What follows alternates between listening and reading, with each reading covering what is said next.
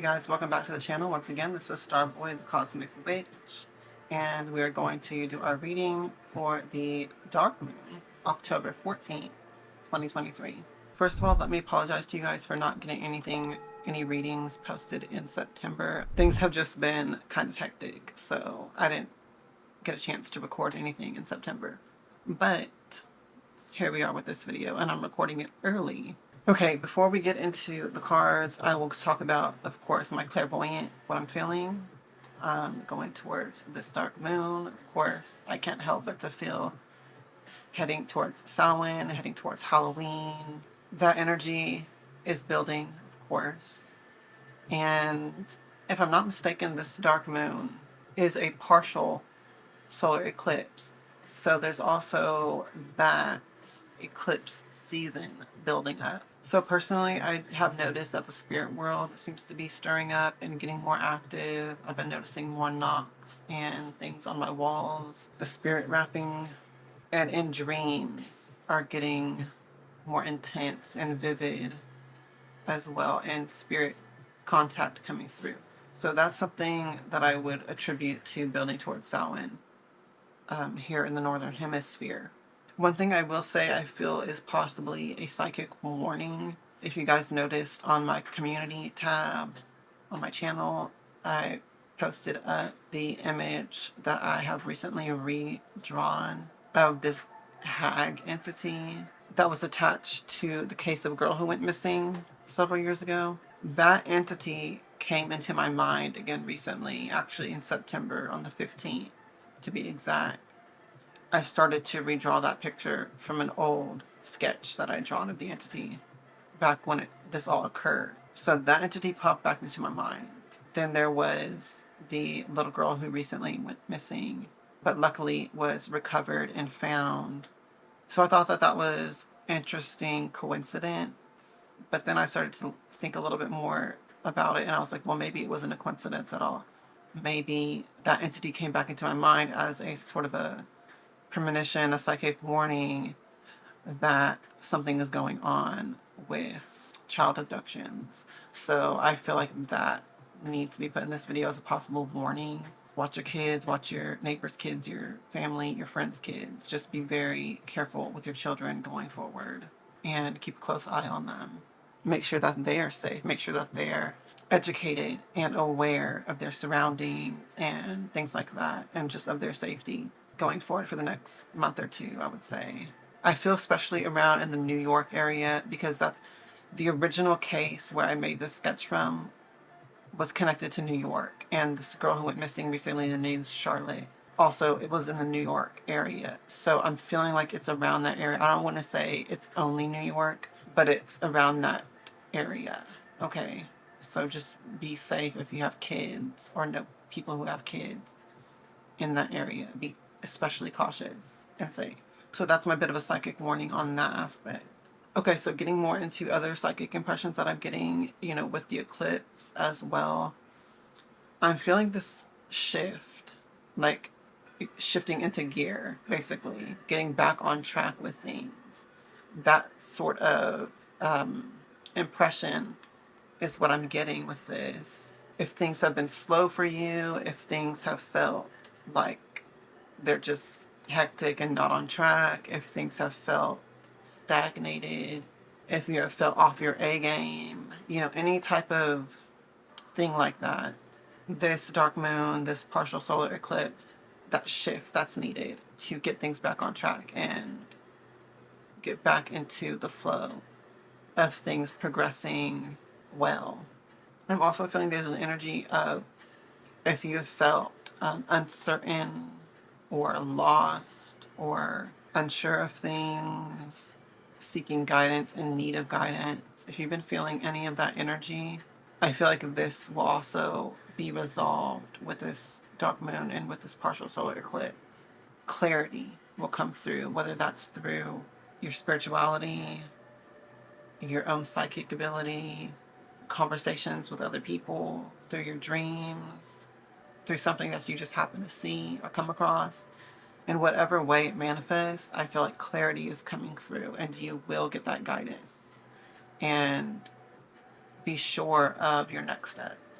So yeah, that's definitely another thing that's coming through with this. But yeah, other than that, I feel like this is the time that people will be getting back on track. You will look back at this time as a key moment going towards the end of this year and into next year even, that this was a time period when things shifted and it felt like progress. Big step in the right direction, I'll say it like that. I expect a lot of people will really be feeling themselves going forward with this energy too. And of course, this is also on a Saturday, right after Friday the 13th. So there's also that aspect to it. Friday the 13th is a very lucky, auspicious day for witches and magical people. So I feel like that's also a big key factor in this. But with that said, let's go ahead and talk about the astrology. This dark moon partial solar eclipse is occurring in Virgo. Mars and Mercury are both present. The moon in Virgo is the best time to work magic involving employment, intellectual matters, health, and dietary concerns. It is the moon of technicality. It ensures spells which involve meticulous detail, especially spells involving education, healing, health, budgets, and stability. Virgo is a sign of organization and analytical thinking, figuring things out, figuring out new ways to do things, new methods, new techniques. It very much fits in with the energy of, like I say, feeling like things are getting back on track. This is the energy, the sign of being organized and making lists, setting goals, things like that you can work towards and work through.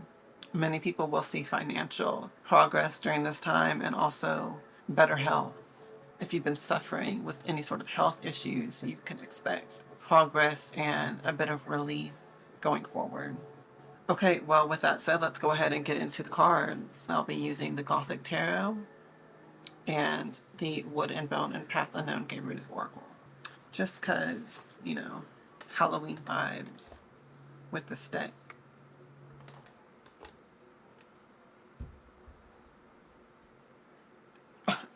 The very first card on the bottom of the deck, the Devil. Now I align myself with the Most High God and the Holy Spirit Hecate. Please communicate the truth to me through these cards so that I may be guided for the highest good of all. Thank you and submit it me.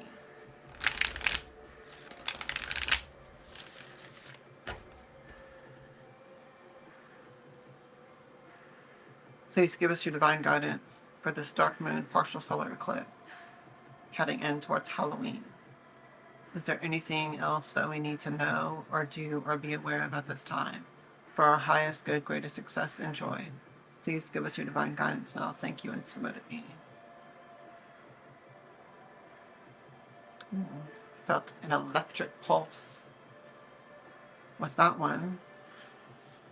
First card that we have is the King of Wands. Interesting little card. With the King of Wands, we have the energy of dynamic action. King of Wands is a fatherly, nurturing energy, protective even. It's a very loving, masculine, fiery energy. Almost reminds me of the Sun card, embodied in a person, right? The key difference here is with the King of Wands, we have it embodied, we have it in a person, we have it in an active power. So it's putting that power and that energy to use, taking action with it. So the King of Wands advises that there's something in our lives at this time that we need to be proactive about and proactive with. Take action. This is probably the energy of this partial solar eclipse and this dark moon. Basically use it while it's here. Tap into this energy while it's here. Take action while it's here to get your life back on track, to get things progressing and moving forward. That's what I'm feeling with the King of Wands showing up here. It's time to get in gear, like I was saying. Cause those shifts to happen because we're primed for it with this energy. So this is not a dark moon to just sit around and do nothing. This is a dark moon where we need to take action, be proactive, get moving, get busy, get doing things. Once again, we have Mars conjunct this partial solar eclipse, and we have Mercury. And to me, that's an active energy. That's a passionate, fiery energy that's there. You have to take action with this energy. And again, with that nurturing aspect, tending to things. That's an active energy. The next card is the Four of Wands. I'm obsessed with the imagery on this card. Look at that. So with the Four of Wands, we have an energy of completion and reaching the next level with something. The 4 is a number of manifestation. It's a number of foundations in the earth element. So we're reaching a stable position, a stable point. Things are built upon this energy. Things are held upright by this energy. It's the energy of structure and form and manifestation. So with the Four of Wands, we're reaching that point of stability. And it's from this point that things are built upon. Things grow even more at an escalated rate once you reach this point. This is the completion of building the foundation, and it progresses from there. The Four of Wands is an energy of also family, sharing that sense of wealth, abundance, completion, prosperity in a loving manner with your close ones, your family, your friends, your loved ones. There's a communal energy with this, and a celebration, a celebratory energy as well. Like, oh, we finally did it. It's that type of like celebration energy and sharing and community. And in the imagery of this, even the way she's like touching the pillars and the archway, it feels almost like this sort of just appreciating what's there, appreciating what you've built. So it could be celebratory in that sense, just gratitude, just appreciating the work that you've done and what you've been able to build and what you share together with your loved ones. So there's an enjoyment factor in some sense. In the archway, this card has some words. It says serenity, prosperity, sanctuary, harmony here on the arches. And that's exactly right. That's what the Four of Wands is. All of those energies. So there's an appreciation for what you built and what you work towards. And there's a sense of reaching that crucial point of manifestation and that foundation. Again, it feels like it harkens back to where I was saying, the sense of things getting back on track and progress being made. And you deserve to enjoy that moment and that energy. Interesting, what comes after that is the Four of Swords. So we have another 4. Earth energy. So the Four of Swords is a point of rest and relaxation, some R&R, which makes sense. After you reach this crucial completion phase, like I say, you want to enjoy it. You want to enjoy this moment, celebrate it, appreciate it, and you can kind of rest a little. I feel like this is very mental energy, if I'm being honest with you, and with it being a swords, the air element, the mind. Maybe you've been having a lot of mental duress and anxiety even that's been plaguing you for a while. But once you reach this point of completion of manifestation, it's like that relief, right? That's what I'm feeling with this. Because we have a lot of energy, with the King of Wands telling us to be active with this energy. I don't think this card is literally telling us to, the opposite, not be active. I feel like this is actually coming up to say, this is that release and that relief of all of the mental duress and the anxiety and worry about the future and all of that. This would also fit with where I was talking about, feeling unsure of your next steps, or seeking guidance and feeling lost. when that mental clarity comes in, it's relief and release of all of that, right? That murkiness, that mental murkiness. So there's also that to consider. When I look at all these cards together, what I'm feeling is that definitely there's a story being told here, shifting into gear, getting focused, and taking dynamic action will bring us to this completion point, finally, that we've been working towards. And, you know, once we're in that state, then we can sort of just relax a bit, even if it's just your mental state that you're relaxing or feeling relief. This could also be a sign that your sleep will get better as well. You know, once you're not worrying about the future and once you have this stable foundation with whatever it is, that improves our sleep and our health in many ways, not just our mental health, but our physical health. It's all affected by this, right? So that's what I'm feeling with this, you know, Four of Swords showing up. So that's all for the tarot. Now let's go ahead and do a Rune Oracle card. Now I align myself with the Aesir, the Veneer, and all you beings of the Norse path. Please communicate the truth to me through these cards so that I may be guided for the highest good of all.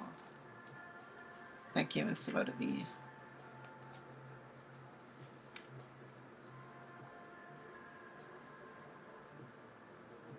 Please give us your divine guidance for this dark moon partial solar eclipse heading in towards Halloween. Is there anything else that we need to know or do or be aware of at this time for our highest good, greatest success and joy? Please give us your divine guidance now. Thank you, and so to be.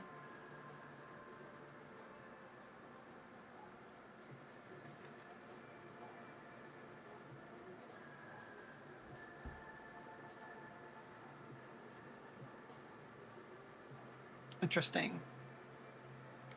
So the card that we got for the rune is Awaz. Here's the imagery here. We have this man battling a bear. Unfortunately, I love bears.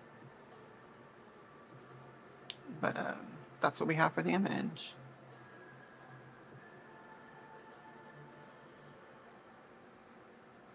Let me just look in the booklet. You know, once again, I don't have the runes. Oh, I opened directly to the page. I don't have the runes memorized at this time, so I'm just going to read from the book. Awaz. A warrior engages a bear in battle, either as a trial of strength or a hunt for sustenance. Can he eat bear? Interesting. This rune traditionally represents the yew tree, which is one of the most resilient of woods and has been utilized for the creation of tools, weapons, and even rune staves for divination. As the revered Yggdrasil is considered a yew tree, the power within the tree is elevated to divinity. This is where Odin hung for 9 days and nights to receive the knowledge of the runes, and lingered between life and death. Awaz lays between the mundane realm and that which is beyond, practical tool and ethereal practices. The warrior is wielding great power and full awareness of his life journey and his potential arrival in Valhalla upon his death.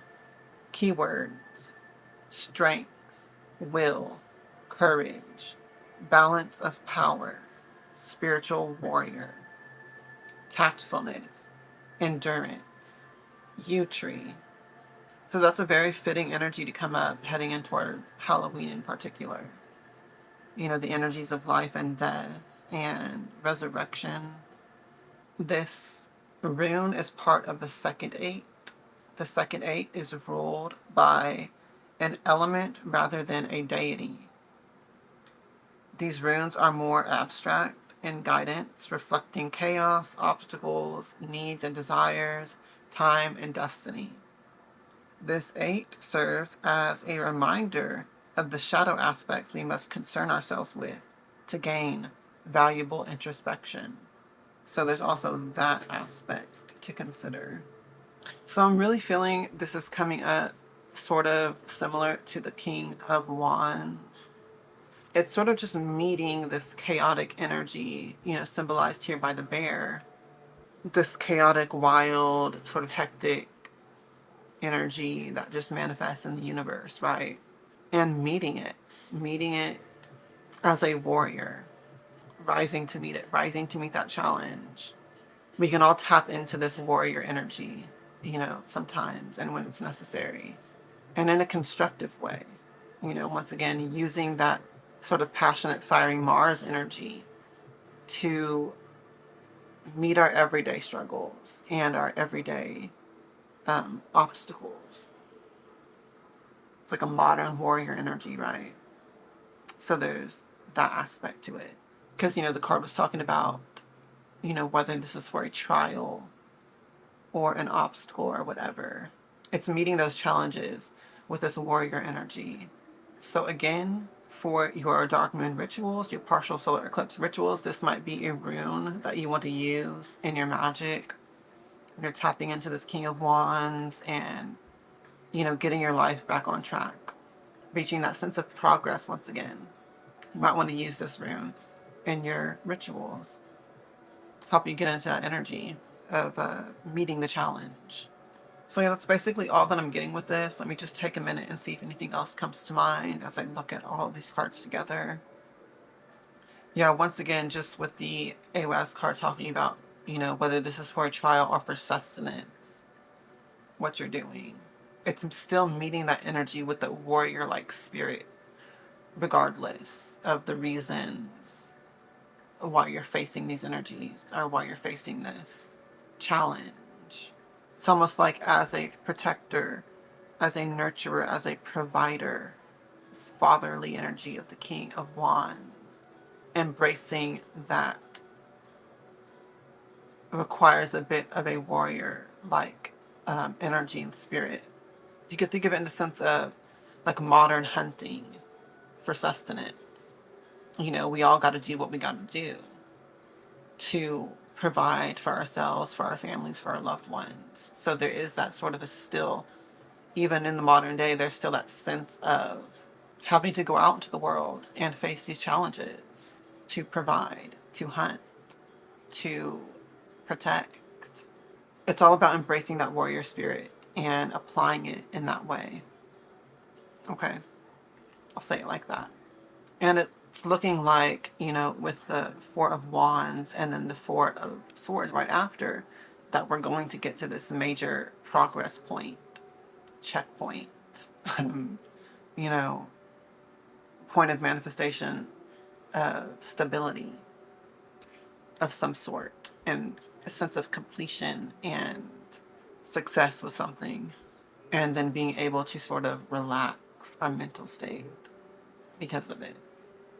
But yeah, that's going to be all for this reading. I hope that it really helped you guys. I hope that you have a great dark moon and partial solar eclipse heading in towards Halloween. And I hope that you have a lovely Friday the 13th as well. If you would like to get in touch with me for a private reading or for spell work services, you can contact me through the methods below in the description box. And if you would like to join my Patreon and have access to all of my occult magical teachings that I don't share publicly here on YouTube, all my most advanced magic and secret magic of Gnosis, the link for my Patreon is down below in the description box as well. I would like to thank all of my current group members and patrons.